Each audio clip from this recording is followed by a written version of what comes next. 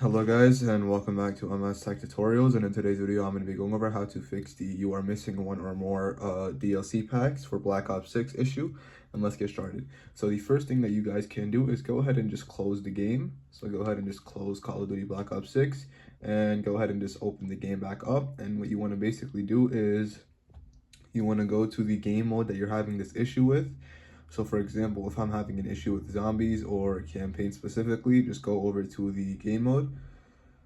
Let's wait for it to load.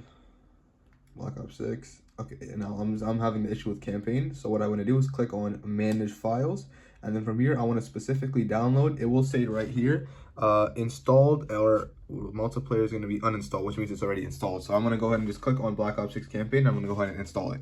And once I install it, I should be good to go. And as we can see now, it's being installed. It got added to the downloads and updates, and you can also view it as well. And then yeah, you should be good to go. And yeah, that is basically it for the video. Thank you guys for watching. Make sure to give the video a thumbs up, subscribe to the channel, and have a great day.